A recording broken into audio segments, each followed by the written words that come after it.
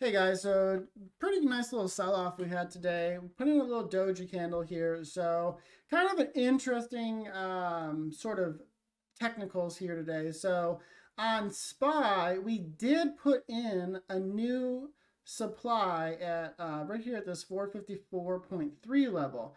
So the issue with this is that we are what we would call imbalanced, which means that even though we put a supply in, which would lead a downside, we closed over that level. So the only two ways to fix that is either to immediately turn around and put a demand in and then move higher, or we have to close below that supply we put in. The way I'm seeing this tomorrow, and if you look at our red bull channel that we're in, 454.3, which is that new supply, is support of that channel. So as long as the bulls can hold that level and bounce off of it, or even just open over it and continue to push, then we are going to probably put in a new demand and push higher. However, if you look here, we have our blue bull channel. This is the one that goes back to March. If you look at our resistance, it's right here at this 457 area, which is also where our next supply is.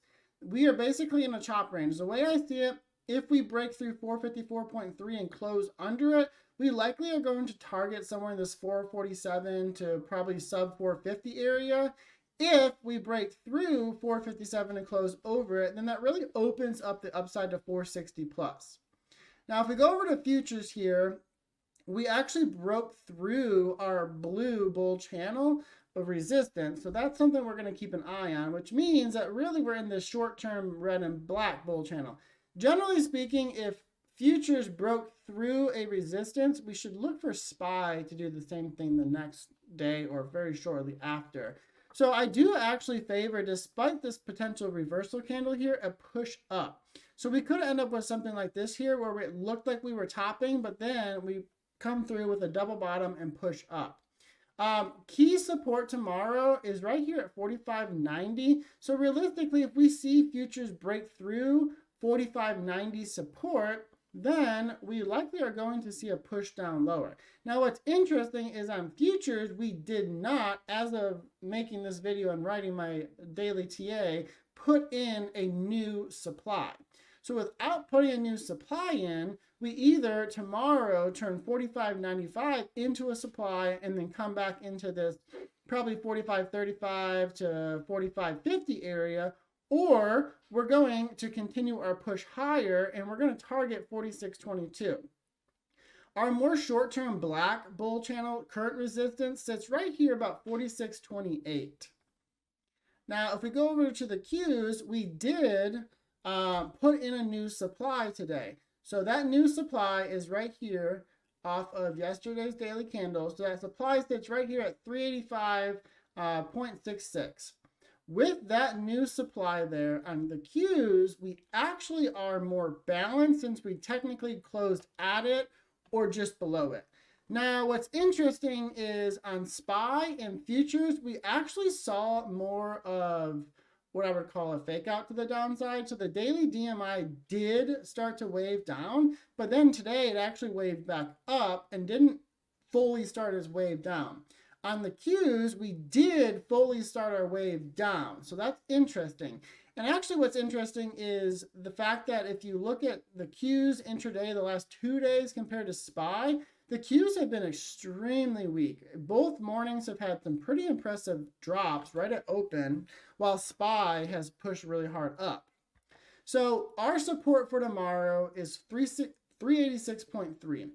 If we do not basically gap up in the morning and hold green, then we're going to break this bull channel here, and likely we're going to see a move down with our next support area around 379.8 to 382. However, if we can push higher, then there is a potential here and a big opportunity for the bulls to turn this supply into a demand. Turning this into a demand then gives us the freedom to try to push up into this kind of uncharted area up here in the 390s. Now on the VIX, we did put in a new daily demand right here off of 13.3. So we have been in this area for a while now. We finally put that new demand in. So we took out, as you saw, that 13.5 demand. Now, something that's interesting that could happen, which would show how choppy we are, is we could immediately turn around tomorrow and put a new supply in. The VIX today, I mean, the VIX was up pretty strong today, 3.3%. There really wasn't any data or any news that I saw that really made it worthwhile of understanding why the VIX would be up. But it's up, and we're going to keep an eye on that and see if that trend continues.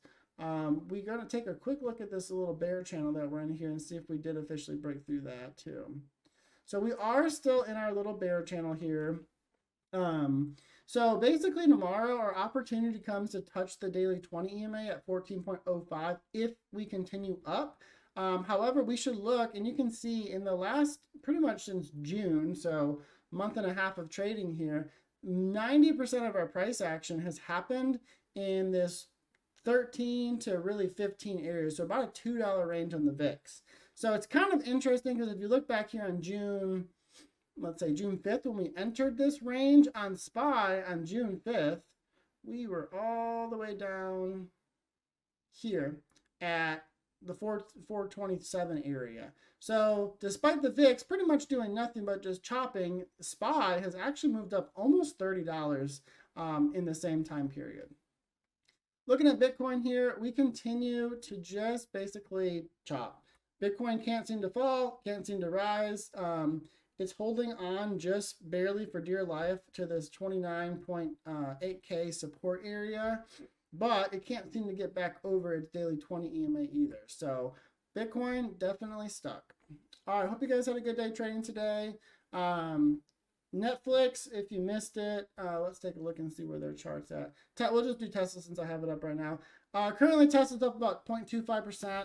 I'm not surprised. Honestly, Tesla, most of the time on these earnings, they don't really do a whole lot until we get the earnings call, and then either Musk says some really good stuff and it goes up or it goes down. The fact that it has not dropped right now would tell me more or less that it's probably going to be flat to bullish. But if you missed it, it had a beat on the EPS, revenues beat, cash flow was down a little bit. They're starting a dojo training center, and they're also basically says that they see an acceleration of AI and software and fleet-based profits, and that Cybertruck is going to continue. Now, if we go over to Netflix here, let's see. Netflix is down about 4%, 4.5%. You can see it kind of was pretty volatile when news first came up. It's a little bit off its lows here. Looking at Netflix, let's see. We got a miss on revenue. We beat EPS by a pretty good amount, though. Q3 revenue, they guided down. They said margins are going to be pretty much the same. And they said cash flow is likely to increase for 2023. That's about it for Netflix. Not much more news other than that. So Netflix not doing so hot, but Tesla as of right now holding flat. It'd be interesting to see what happens at 5:30 with the earnings call.